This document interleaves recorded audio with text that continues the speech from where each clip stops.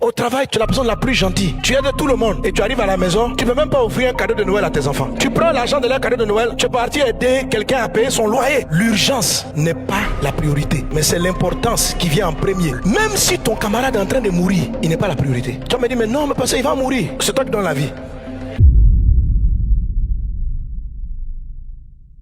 Très peu de personnes, malgré que Jésus ait dit vous serez à la tête et non à la queue, pas beaucoup de chrétiens deviennent extraordinairement prospères. Malgré nos bonnes intentions, on reste limité. Je veux te dire que c'est une affaire de priorité. Il n'est pas bien de prendre le pain des enfants et de le donner aux petits chiens. Dans votre vie, il y a certaines choses que Dieu considère comme étant les enfants et d'autres choses que Dieu considère comme étant des petits chiens. Ce que Dieu appelle les petits chiens, ce n'est pas une injure. Qu'est-ce que Dieu appelle petit enfant? Premièrement, c'est le haut que je vous ai donné, ôté. Jésus est en train de prêcher. Marie l'écoute. Marthe s'occupe de la maison pour recevoir Jésus. Marthe vient demander à Jésus, mais ma soeur doit venir m'aider. Jésus lui dit, Marthe, Marthe, tu t'inquiètes et tu t'agites pour beaucoup de choses. Une seule chose est nécessaire, ce qui ne sera pas ôté. C'est de là que nous vient ce principe. Jésus est en train de le dire, parce que l'effet de mon message a plus de puissance sur l'éternité, faut mettre en avant ce qui ne sera pas ôté. Il n'a pas dit que Marthe s'occupait de n'importe quoi. Il est en train de dire que dans la vie, il faut commencer par ce qui est de plus longue durée. Ainsi, entre ta relation avec Dieu et puis ta relation avec ton conjoint, qui est enfant, qui est petit chien? Entre ton camarade du quartier et puis tes enfants, qui est enfant, qui est petit chien? Pourquoi ton enfant est prioritaire dans ta gestion par rapport au camarade du quartier? Premier théorème, ce qui ne sera pas ôté. Tes enfants vont rester, ton camarade va partir. Ne fais jamais l'erreur de prendre le pain des enfants, ce que tu as prévu pour payer leur école. Même si ton camarade est en train de mourir, il n'est pas la priorité. Tu vas me dire, mais non, mais parce qu'il va mourir. C'est toi qui donnes la vie.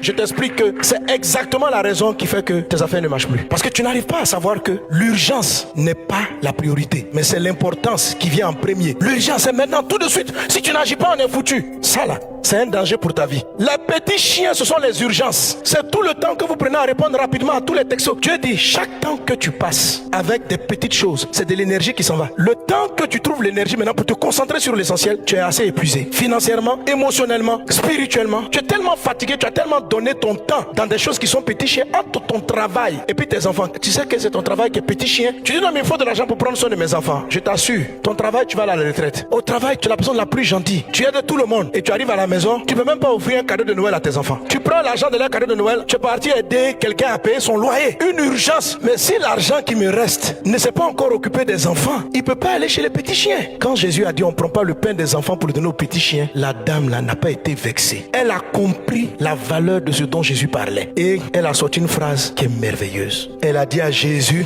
oui, je comprends Seigneur, mais les petits chiens mangent les miettes qui tombent de la table de leur maître. Elle venait de faire une grande révélation. T'occuper des priorités ne va pas finir toutes tes ressources. Il y aura toujours la monnaie pour s'occuper d'autrui. Quand tu as de l'argent, qui prend le fonds principal et qui vient après? Le fonds principal est pour les petits enfants. Le reste, c'est pour les petits chiens. Si tu fais pas ça, les petits chiens vont ruiner ta vie. Ils vont prendre ton temps. Souvent à l'église, on te prend le temps. Quand tu arrives à la maison, tu n'as même pas le temps de t'asseoir sur les devoirs de tes enfants pour voir que ta fille ne travaille plus trop bien. Tu as fini de faire ton boulot. Tu causes avec tes amis parce qu'ils ont des problèmes. C'est de petits chiens. Et tu arrives à la maison, tu es épuisé. Demain, papa va revoir. De demain à demain, tu t'es pas rendu compte que le surveillant ami, il commence à fréquenter des mauvaises personnes. Tu n'as pas vu. C'est du désordre. Les petits chiens vous vident. Les petits chiens font que vous n'investissez pas l'argent que Dieu vous donne dans ce qui est plus important. Quand vous devez vous lever pour faire les choses essentielles, votre force est finie. Alors Dieu dit, ça tu veux que je te donne des milliards, mais tu vas faire quoi? Je vais te donner ça pour investir dans une priorité. Tu connais même pas ta feuille de route. Même si tu la connais, tu es tellement gentil que tu veux répondre à toute la terre avant d'arriver à l'essentiel. Sois délivré des petits chiens au nom de Jésus.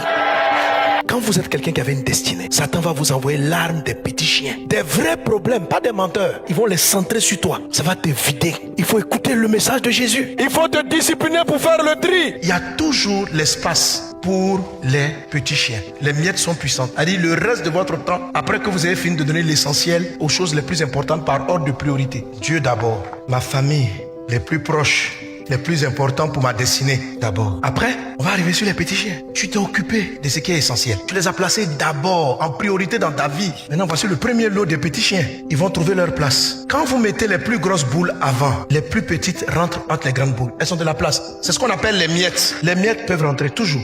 J'ai 1 million, la dîme, les priorités, et puis je classifie avec qui est enfant, qui est petit chien, qui est enfant, qui est petit chien. Quelqu'un vient et puis te dit, si tu ne me donnes pas 500 000 francs aujourd'hui, ton frère va en prison. Parce qu'il a une dette à payer ce soir même, sinon on l'enferme. Tu as de l'argent pour payer ton loyer. Faut pas te dire, le loyer, je vais parler avec le propriétaire qui va décaler. D'ici là, je vais trouver. Comment tu commences comme ça? Dieu est déjà fâché. Tous ceux qui rentrent dans cette aventure, vous ne sortez plus des dettes. La dette vient de ce qu'à un moment donné, vous avez estimé qu'il y a quelque part où vous voulez mettre l'argent par rapport à une autre chose. C'était l'erreur. Parce que c'est une ressource que Dieu ne renouvelle pas. Parce que c'est pas sa volonté. Fais confiance à Dieu. Paye ton loyer, paye ton eau, paye l'électricité. Et quand tu as fini, tu payes la nourriture de la maison. Quand tu as fini, il reste 100 000. Prie, aie la foi, donne-lui les 100 000. Il faut avoir la foi dans les miettes. Mais c'est pas la foi en vous, c'est la foi en Dieu. C'est la conscience que vous ne pouvez pas tout régler sur la terre. Et que Dieu seul peut tout. Vous ne devez pas sacrifier les enfants au détriment des petits chiens, sous prétexte que les petits chiens ont trop de problèmes. Ne sacrifiez jamais les enfants. Ayez la foi dans les miettes. Quand Jésus a vu quelqu'un qui avait la foi dans les miettes, Dieu a pris la miette et l'a délivré. Quand vous respectez l'ordre de Dieu, sa puissance monte en vous. Sa grâce monte en vous. C'est quelque chose que j'ai expérimenté très souvent. Il y a plusieurs années de cela, en ce moment, je travaille dans un cabinet d'expertise immobilière. Un de mes amis